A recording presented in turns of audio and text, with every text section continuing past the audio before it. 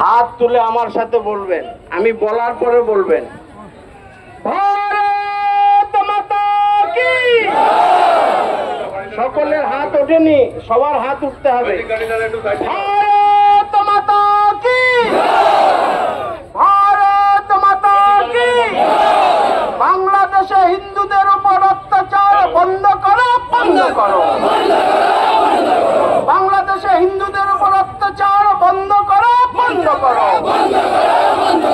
বাংলাদেশের উপর হিন্দুদের অত্যাচার বন্ধ করো, বন্ধ করো। জয় শ্রীরাম। বন্ধুগণ, গত কয়েকদিন ধরে বাংলাদেশে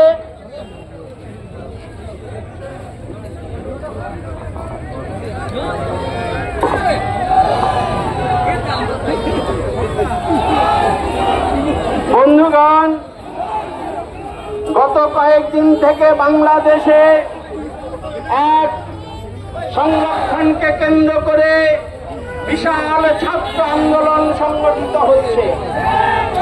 আর সেই ছাত্র আন্দোলনের ফলে আমরা দেখেছি বাংলাদেশের সরকার সেখানে পতন হয়েছে এবং হাসিনা ভারতবর্ষে আশ্রয় নিয়েছে।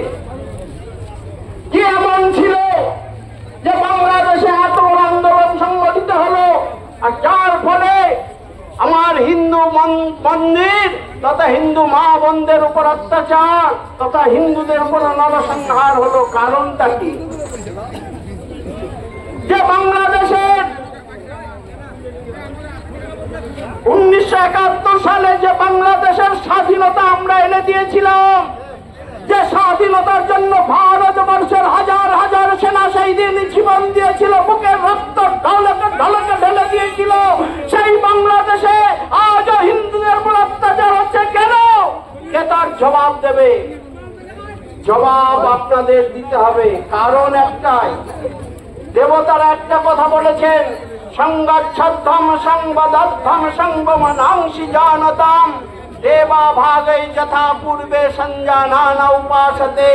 দেবতারা বলেছেন সংগঠিত হও, একসাথে থাকো, একসাথে অভিসন্ন ভাগ করে খাও। আজ সমস্ত পৃথিবীব্যাপী হিন্দুদের উপর অত্যাচার হচ্ছে একটাই মাত্র কারণ, হিন্দুরা সংগঠিত হতে পারছে না, একত্রিত হতে পারছে না।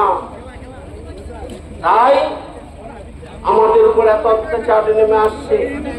যে এক সময় ভারতবর্ষকে বলা হতো হিমালয় সমারম্ভ যাবতিন্দু সরবরন্তং দেব নির্মিত দেশে হিন্দুস্থানান্তর্গতে, হিমালয় থেকে কন্যাকুমারী গন্ধার থেকে ব্রহ্মপুত্র যে বিশাল ভারতবর্ষ ছিল, সে ভারতবর্ষ আজ কোথায় হারিয়ে গেল?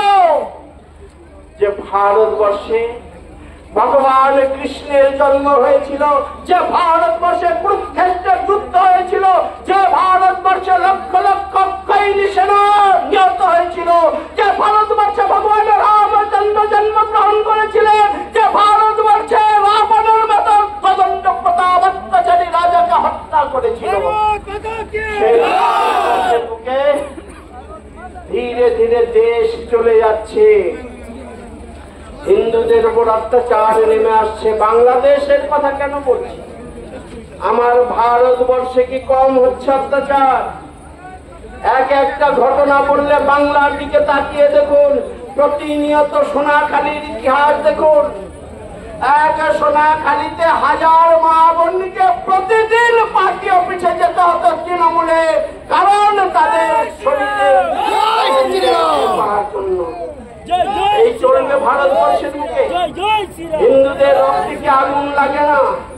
হিন্দুদের রক্তে কি আগুন লাগে না?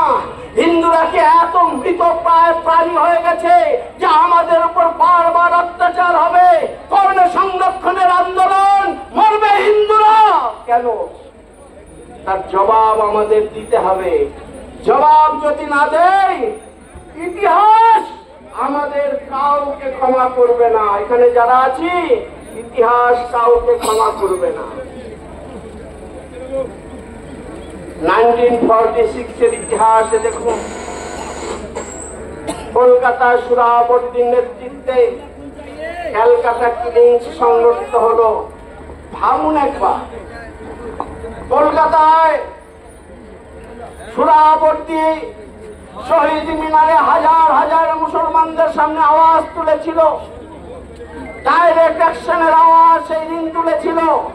কলকাতা শহরে কিন্তু হিন্দুর সংখ্যা কম ছিল না, হিন্দুর সংখ্যা বেশি ছিল কলকাতাতে। তারপরেও ডাইরেক্ট অ্যাকশনের ডাক দিয়ে 10,000 হিন্দুকে সেই দিন কতল করেছিল কলকাতাতে, হাজার হাজার মা বোনকে সেই দিন বলাৎকার করেছিল কলকাতাতে। 1946 এর ইতিহাস আজও ঘুরে ফিরে আসছে চতুর্দিক থেকে। কেন?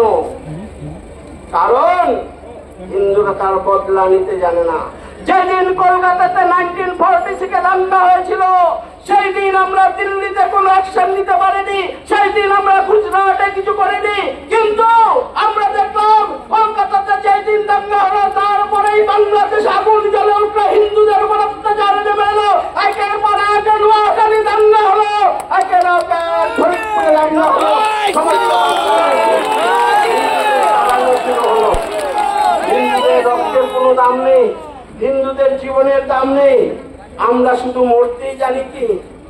তাই বন্ধু, শুধু জীবন দিলে হবে না, জীবন দিতেও হবে দরকার হলে।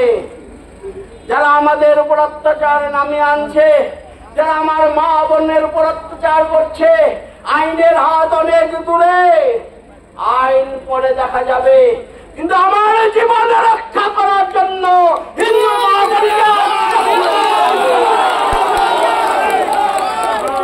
আইন আদালত পরে হবে। যে বিভৎসতা তারা বাংলাদেশে হিন্দুদের উপর দেখিয়েছে, একবার কল্পনা করুন, একটা পরিবারে ছোট ছোট শিশু, তাদেরকে মেরে ফাঁসি কাস্টে ঝোলানো হচ্ছে, স্বামীর সামনে এক একজনের উপরে 10 জন একসাথে বলাৎকার করছে, গলা টিপে মেরে তাকে ফাঁসিতে ঝোলানো হচ্ছে। দৃশ্য কে দেখে? মা বাবা চিৎকার করে যাচ্ছে, আর টেনে হিসড়ে আমার মাকে তুলে নিয়ে যাচ্ছে গাড়িতে। এ যেন এক পৈশাচিক দৃষ্টান্ত সৃষ্টি করেছে বাংলাদেশ। অথচ আমার এই ভারতবর্ষে লক্ষ লক্ষ কোটি কোটি মুসলমান রয়েছে, মোল্লা মৌলবীরা চিৎকার করে সব সময়। অযোধ্যায় রাম মন্দির হলে তারা মিছিল মিটিং করে, অথচ ভারতবর্ষের বাংলাদেশের যে হিন্দু সমাজের উপর এত বড় অত্যাচার নেমে এলো, একজন মোল্লা মৌলবী একটা শব্দ ব্যবহার করলো না হিন্দুদের জন্য। তাদের মানসিকতা কি একবার ভাবুন, তারা কি চাইছে একবার ভাবুন, তাদের উদ্দেশ্যকে একবার ভাবুন।